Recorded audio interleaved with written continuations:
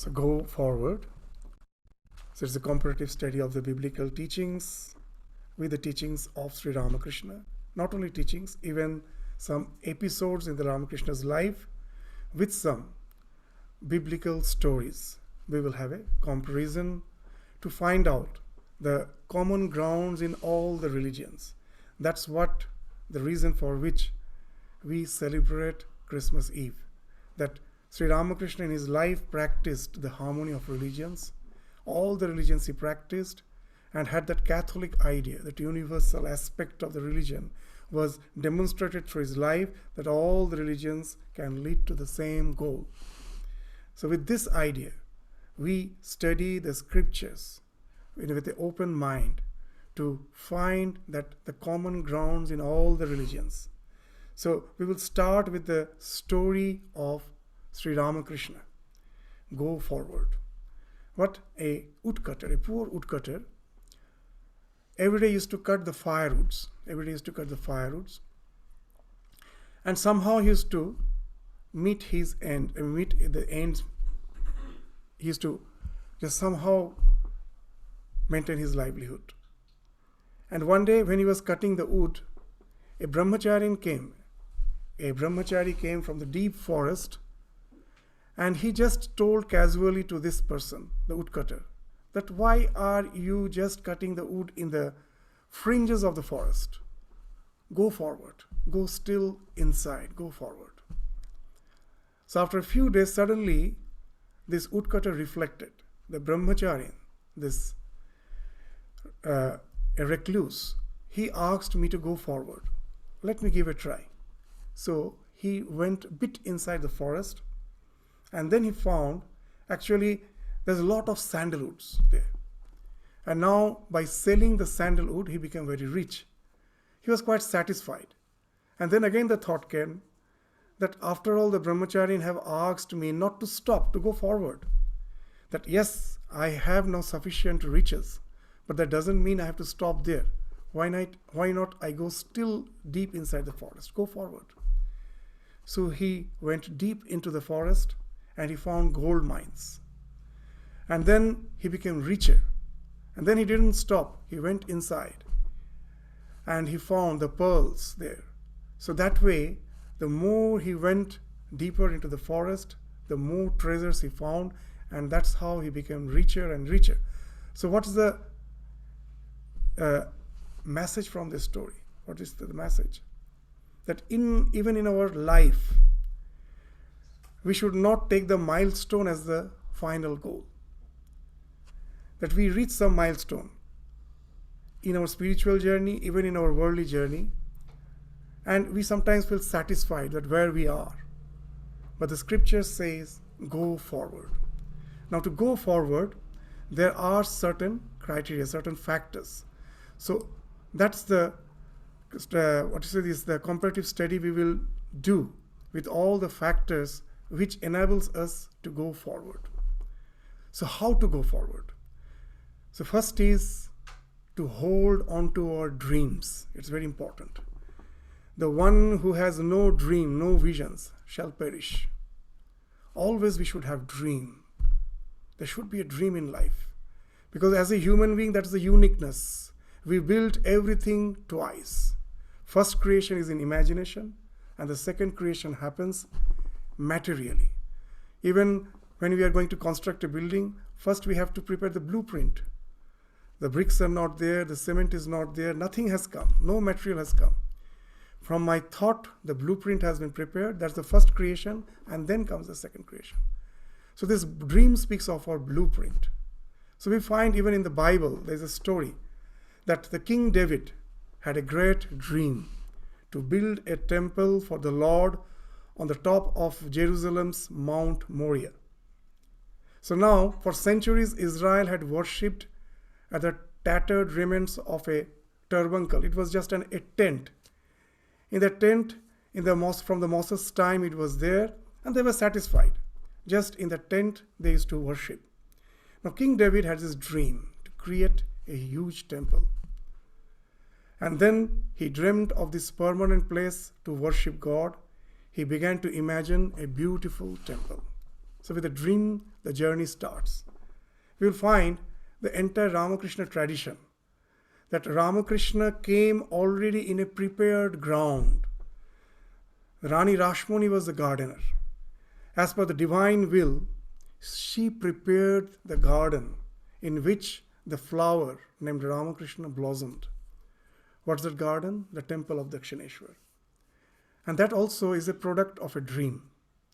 You know, Rani Rashmani actually in 1847, just exactly 100 years before independence, 1847, she planned for a trip to Varanasi, Kashi, the present Kashi, just to go and worship the Shiva there and Mother Annapurna. And now, as she was a zamindar, she had a huge this estate. Now her arrangement was also great, with lot of servants, with lot of, in those days by Ganges, she was planning to go to Varanasi. She will just will be sailing down and up the Ganges to go to Varanasi. That was her plan, and lot of boats were arranged with all the materials, food, dry food like rice, lentils. Everything was packed with servants. Everything was ready. And just before the journey, the night before the journey, she had a very vivid dream. The Divine Mother, Mother Kali, came and gave her a vision and told, what's the need of going to Kashi? The merits which you are going to accrue by going to Kashi and worship the Vishweshwar, you can just accrue the same merit by constructing my temple, the Divine Mother's temple, on the bank of the Ganges, the bank of the Ganga, here itself in Calcutta, near Calcutta. It was in the Dakshineshwar. So here, if you build a temple, that will be as good as going to Kashi. So that dream is the inception, you can say, of the entire Ramakrishna movement. Ramakrishna was yet to come. So you have a dream. And now we find Rani Rashmani took this dream to be the order from the divine, the wish of the divine. And accordingly, she took the resolve to build a temple with the money she has accumulated for the trip. It was going to be a huge affair, and the entire money, now she, again, just instead of spending in the trip, she kept for constructing the temple. And the temple was constructed. But again, even if you have a dream which speaks of the divine command, that doesn't entail that all your problems will be solved. No. I had a dream, I had a vision, the divine came to me, so now just for the pursuit to achieve the goal, there won't be any hindrance. That's what we think, because after all, divine is there there will be a lot of hindrance. We should know very well that when God has created the hindrance, He has also created some alternative portals, alternative ways. Am I open to them? The alternative portals are there. Not everything. It's not that we are standing on the end of a precipice that we cannot proceed. The entire journey has stopped. There are some hidden portals. If you have faith in the divine, if you have faith in God, that portals are bound to open up. And we should have that capacity to really take the opportunity to open up those ways and proceed our journey, forgetting all the hindrances which come on our way. So we'll find, even in that biblical story, that King David, now he took the resolution of building a huge temple.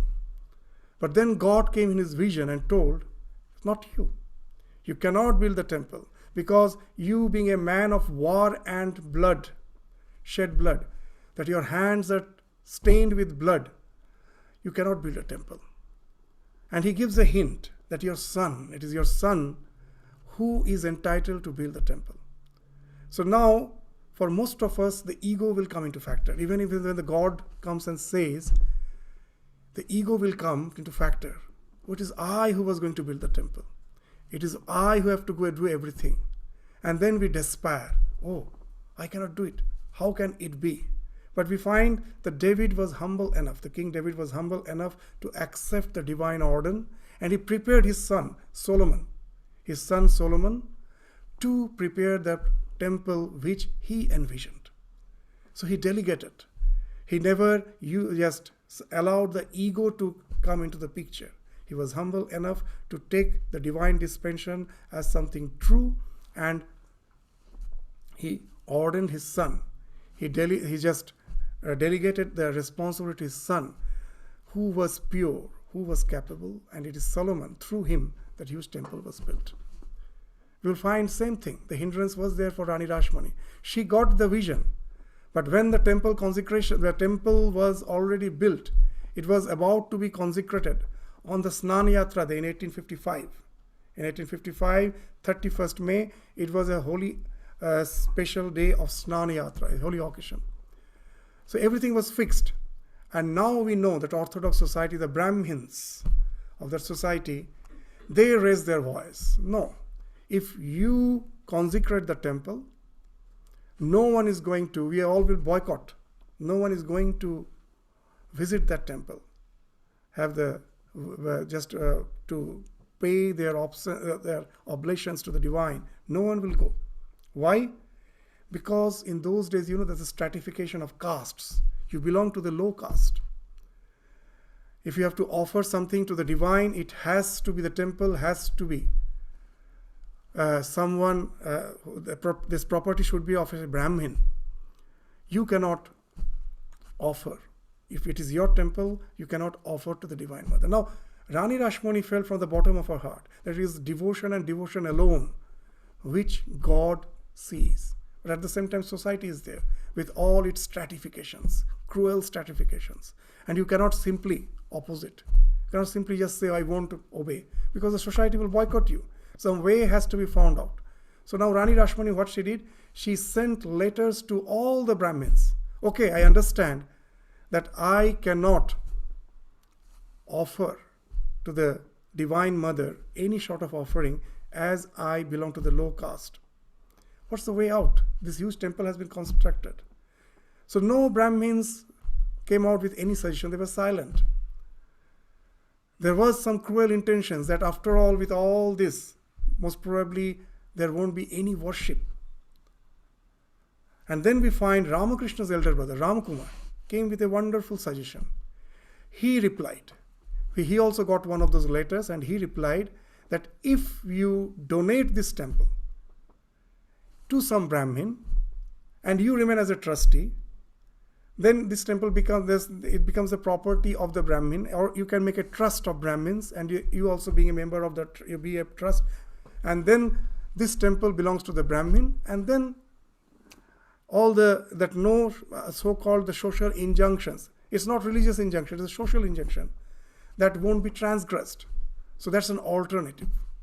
And we find that yes, in spite of all these hindrances, she had faith in the divine vision, the dream that cannot be false. It is not just my wishful thinking. The divine has ordained me with this work, so now she has shown me an alternative path, and she took the suggestion of Ramkumar, and that's how she donated the entire property to her own guru. In those days there was a Kula Guru Pratha. The family had their own spiritual preceptor. So to the spiritual preceptor, he donated the temple in his name, and that's how the consecration of the temple was possible. So what it says, that yes, we should have dream, and at the same time, though it may be a very, very vivid divine dream, it doesn't mean that all the hindrances will be cleared off. There will be hindrances. But no, when God has given us the will, He has also given us the way. There must be some way out, and we should always be open enough to find out the way to reach that goal.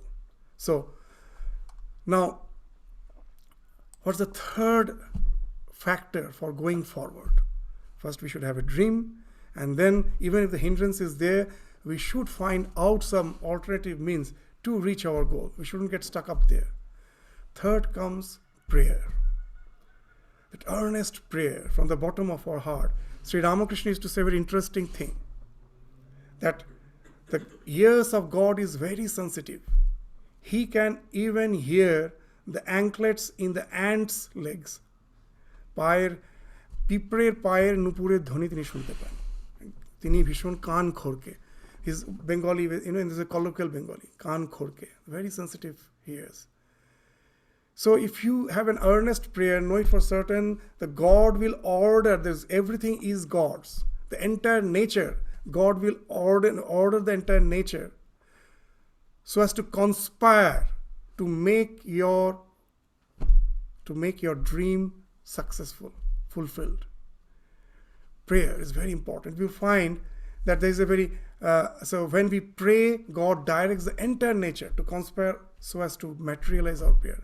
There's a nice story we find in the Gospel of Sri Ramakrishna, that a person's son, a man's son, a farmer's son, was in the deathbed, was seriously ill. And he had no means for his treatment. He was earnestly praying to the divine that please save my son.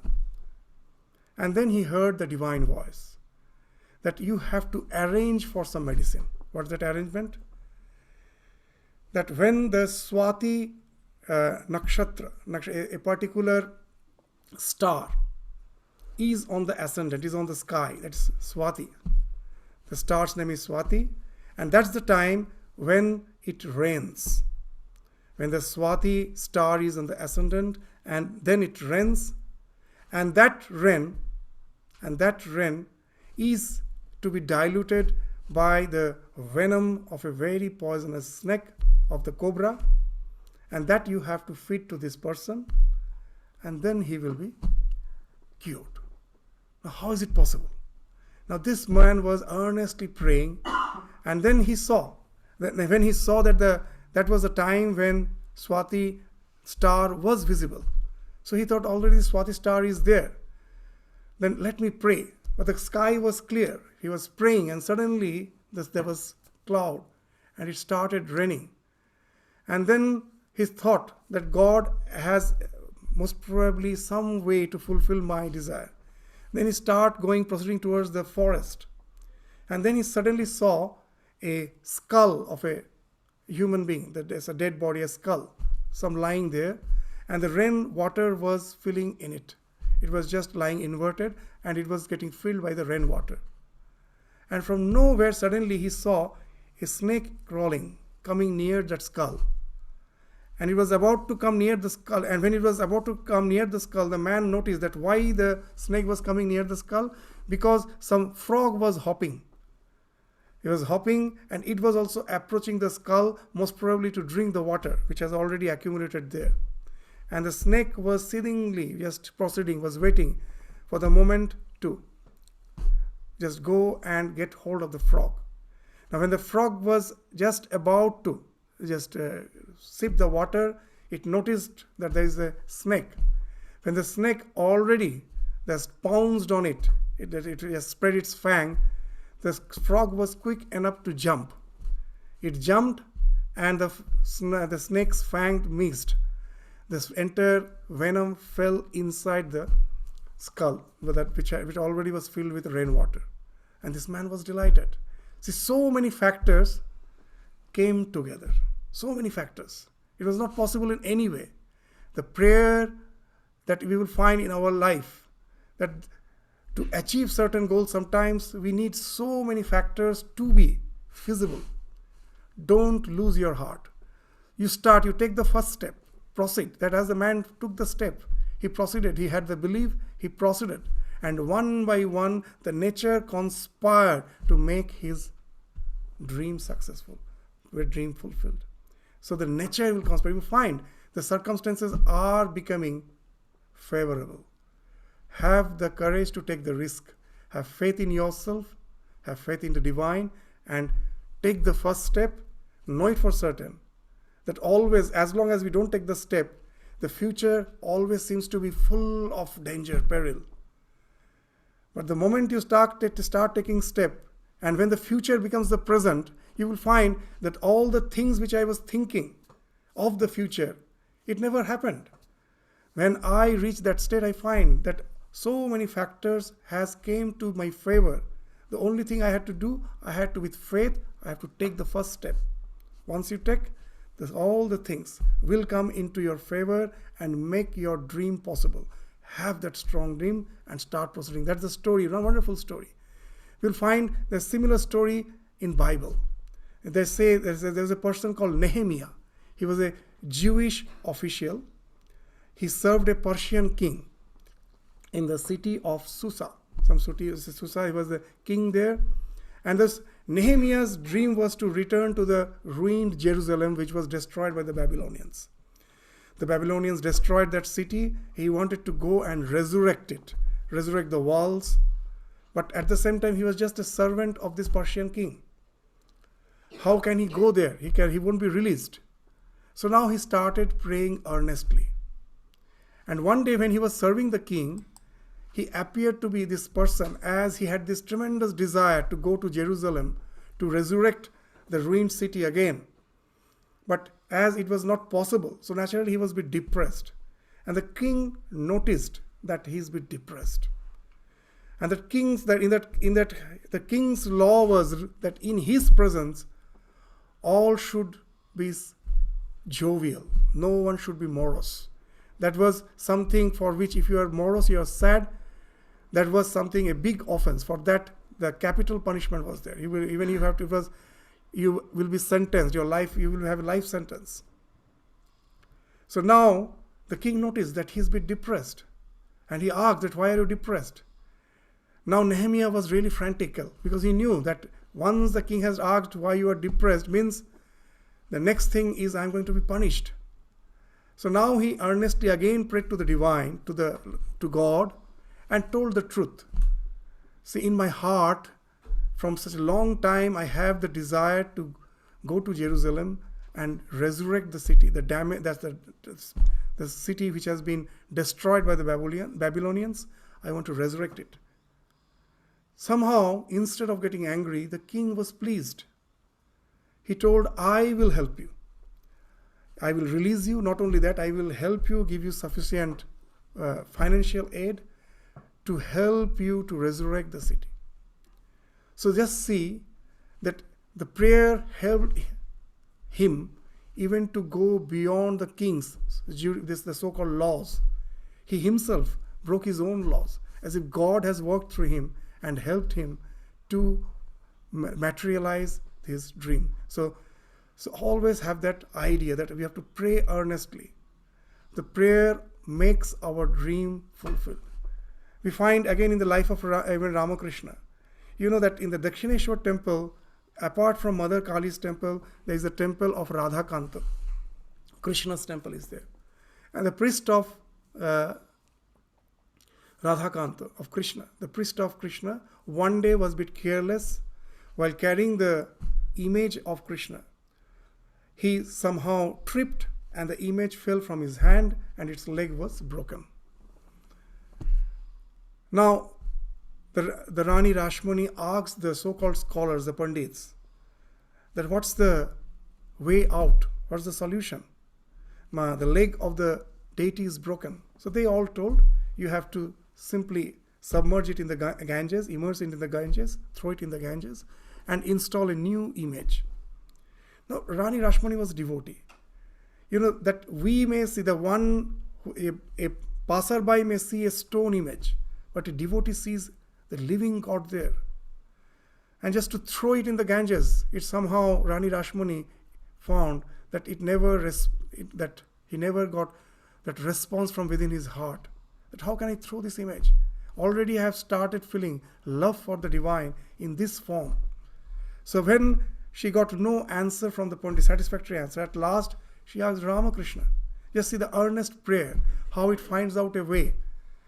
Ramakrishna, the so-called illiterate priest, at that time no one knew him, a young priest, but Rani Rashmani had immense faith on him. He asked. Ramakrishna's answer was wonderful, that if your son-in-law, he fractures his leg, will you throw him and bring another son-in-law? So, if you think this deity to be something living, why have to throw it? Know it for certain, that's the way you will take your son-in-law to the doctor for getting cured. I can mend that deity. Ramakrishna himself offered to be the doctor of that deity. He told, I will mend it in such a way that no one can notice that it was broken. And that's what Ramakrishna did. He mended it in such a way that it was not noticed. That image is still there. Now, of course, there's this different image. After many years, they have changed the image, but that old image is still there. You can see, and it's almost impossible to find out that there is some crack in that deity. He has really made it so nicely. So what again, it speaks of the same thing. When you have earnest prayers, you will find the solutions are coming in one way or other.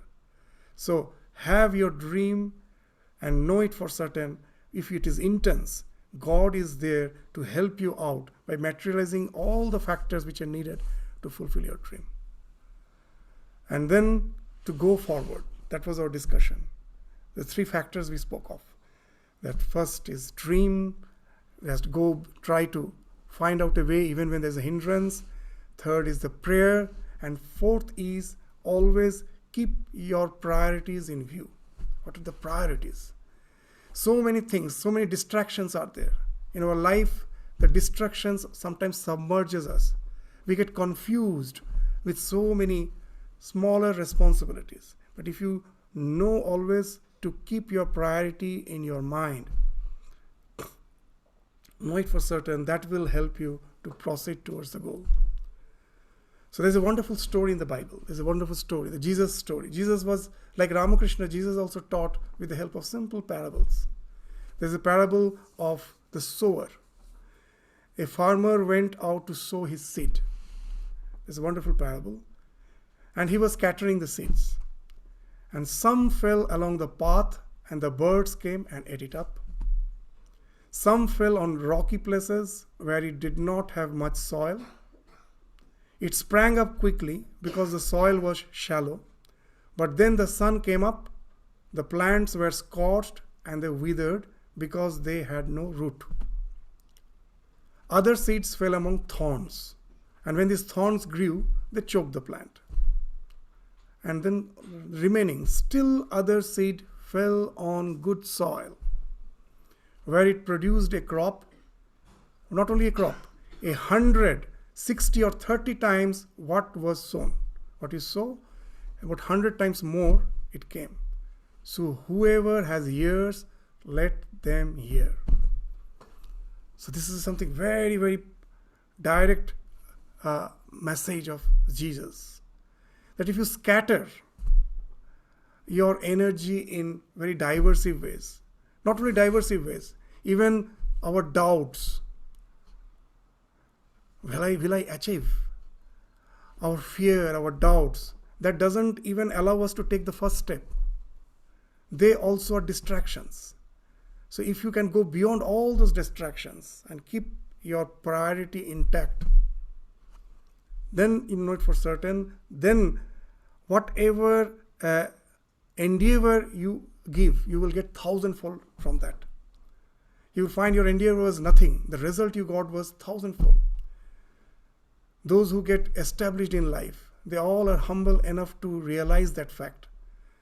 That yes, I do tried my best, nothing was happening. But when it happened, I found that all the factors became favorable, and I myself never imagined the way, the superfluous way everything will be achieved. I got in bounty. In Hindi say, Bhagavan jab deta hai, chappar faar ke deta hai. So that chappar means you are having some treasure in a cloth. You have tied it in a cloth, and if by chance that cloth gets the cloth tears, then all the wealth will be scattered. So God as if just tears off the cloth of his treasure and it just spreads out.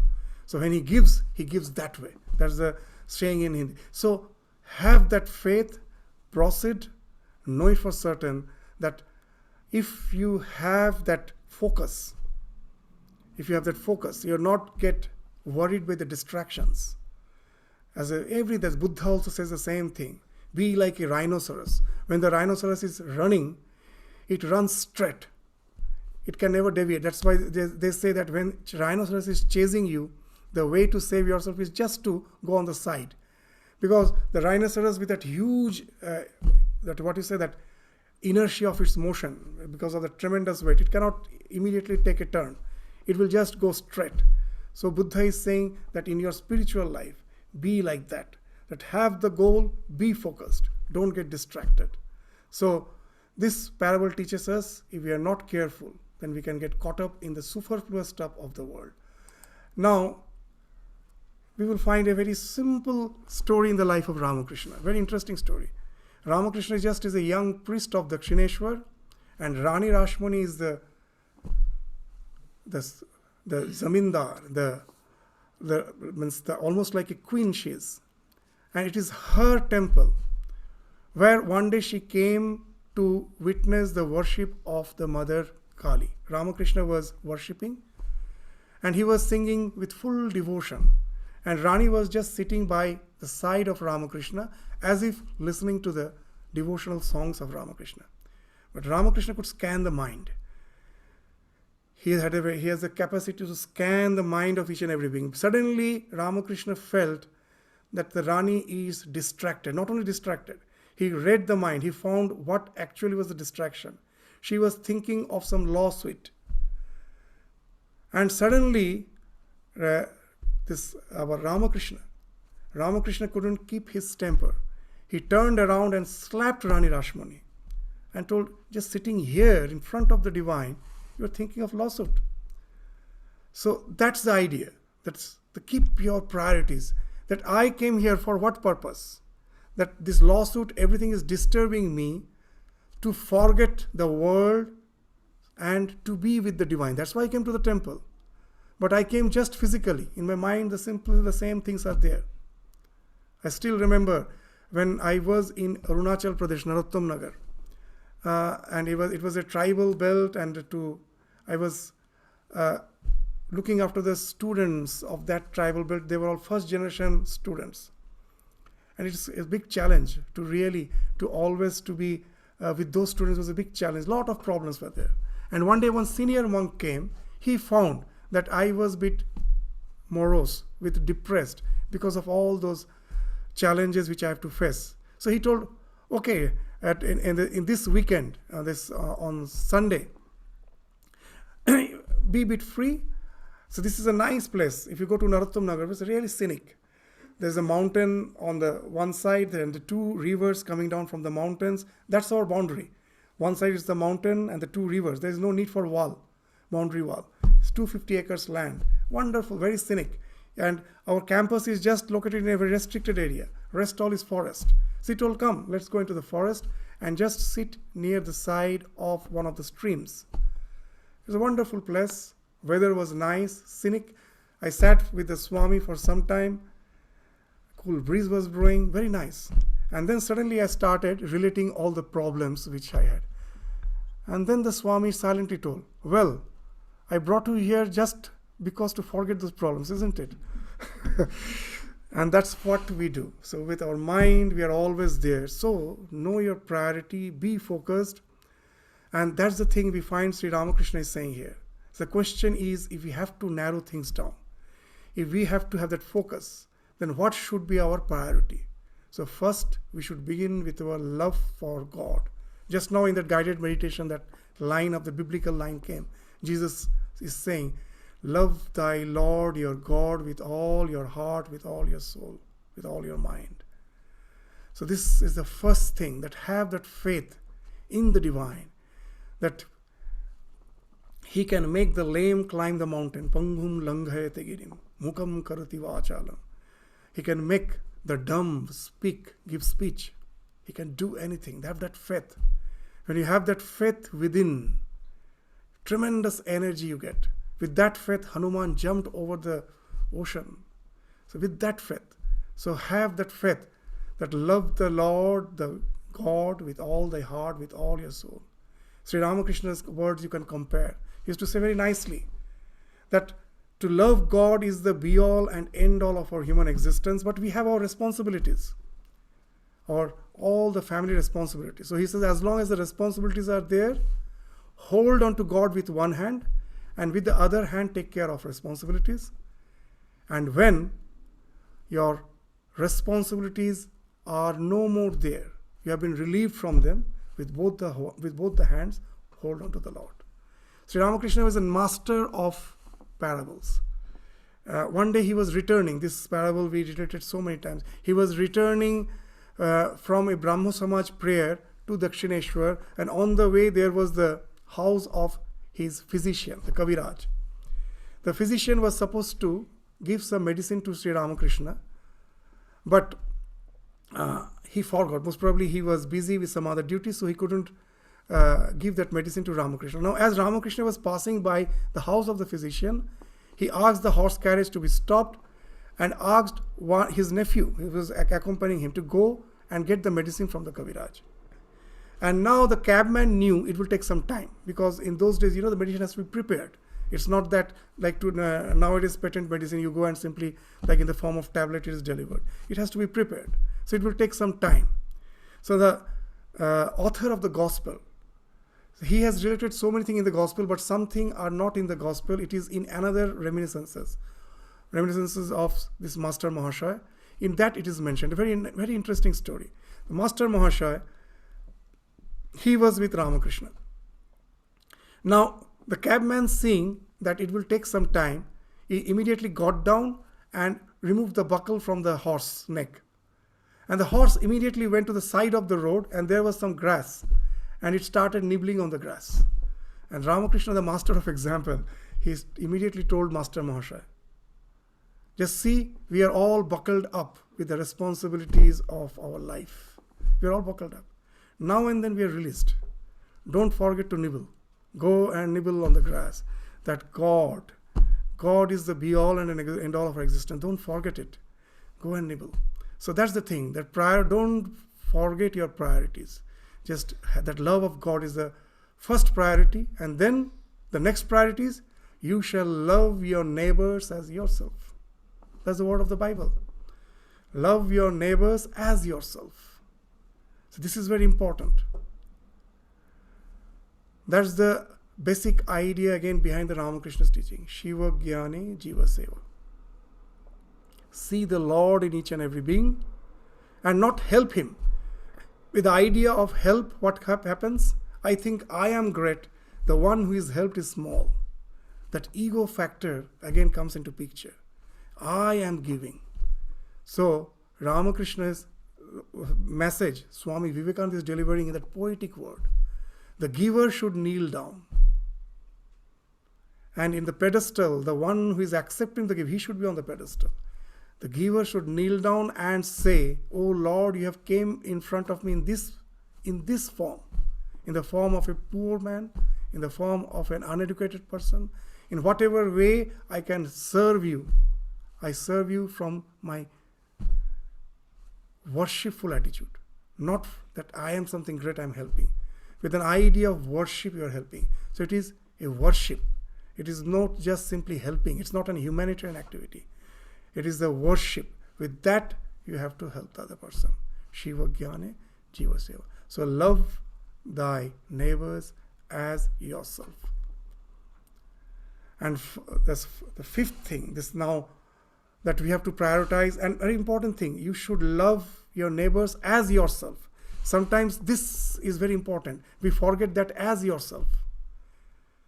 That I have to take care of myself. It's not that I am serving others at the cost of my own interest. Sometimes it is required. A soldier cannot say that first my interest comes and then only the interest of the country comes. No. If it's required to give his life, sacrifice his life, he has to. But we will find in many situations of life that as the mother, as father, we have to look after the children. Very good. But we forget that we have to take care of ourselves. If I don't take care of myself, if I fall sick, who will take care of the children? So love your neighbors as yourself. This is very important. This word we should never forget. Not at the cost of myself. Because the Lord resides everywhere. He resides in the world, without as well as within. If He is there outside, He is there within also. I have to respect the Lord which is within and take care of my own body, of my own mind as the temple of the Lord. When I take food, I have the idea I am offering the food to the divine.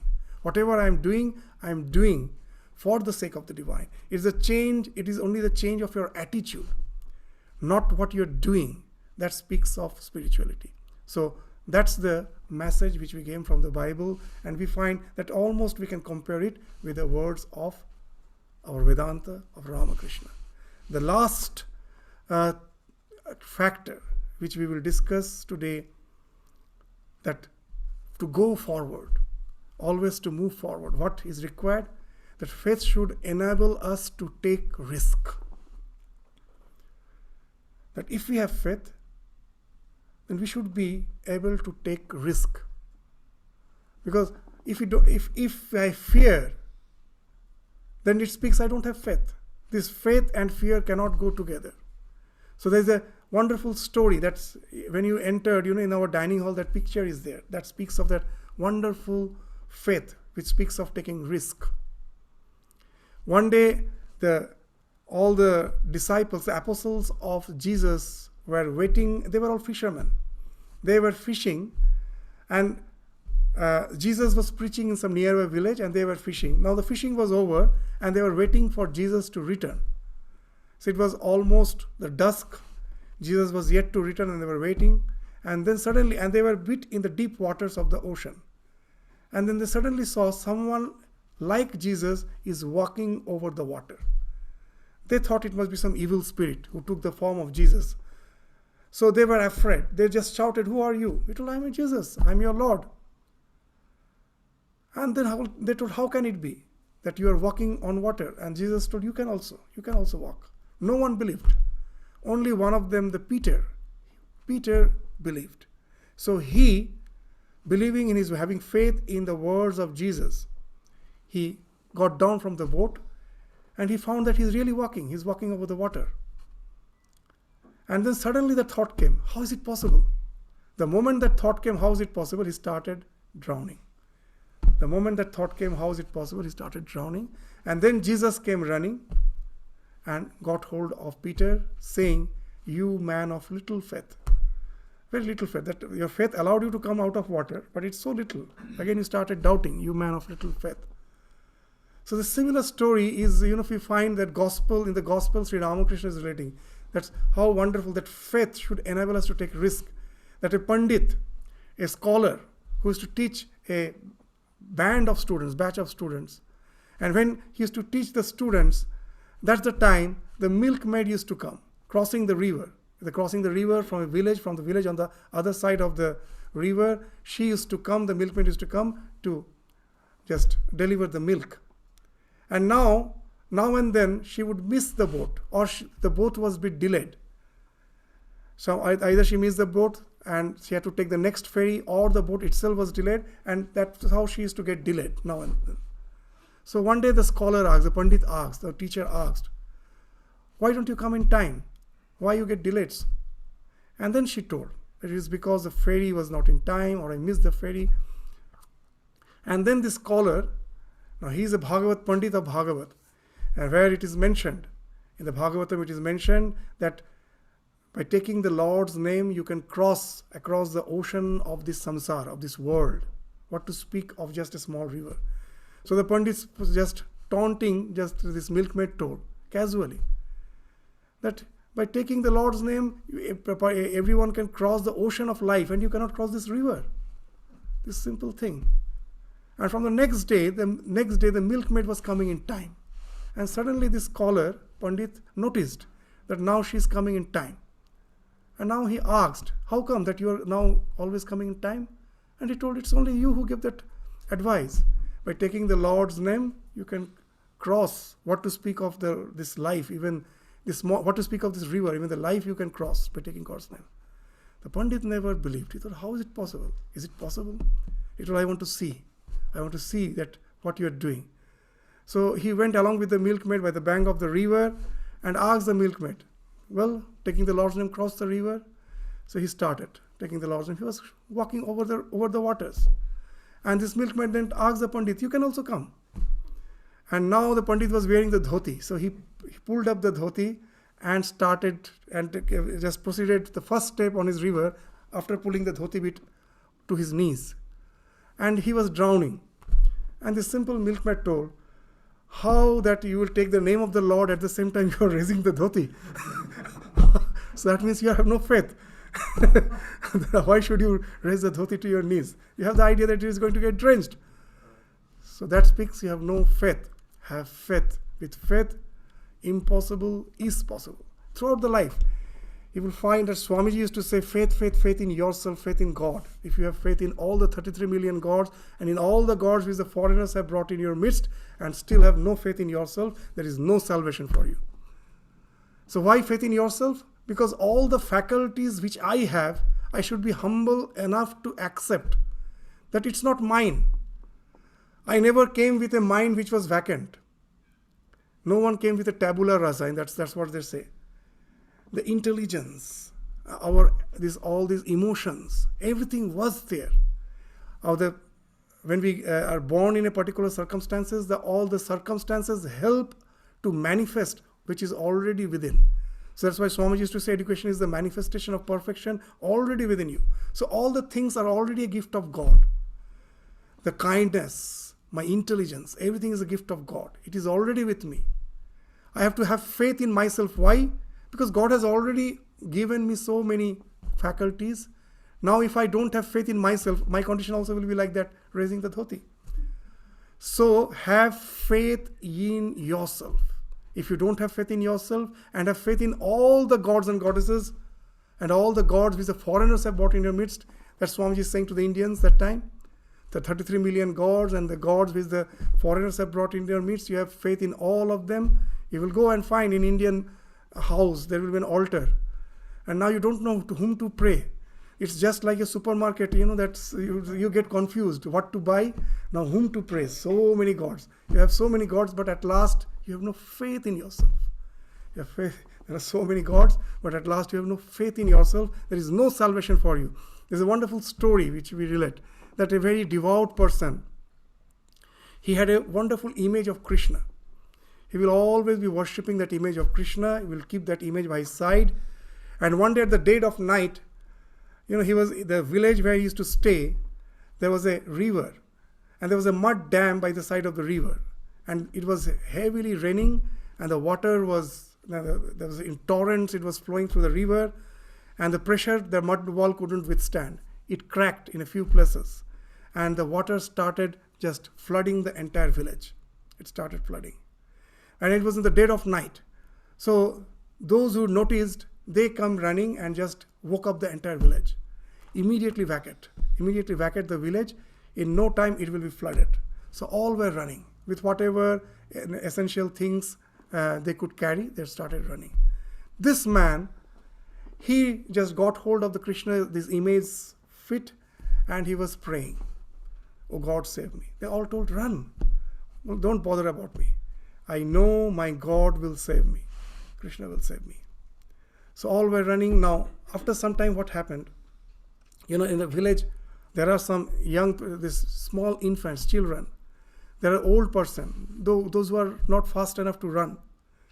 So for them, now by this time there was a red alert. So first the four-wheelers came, the jeep came.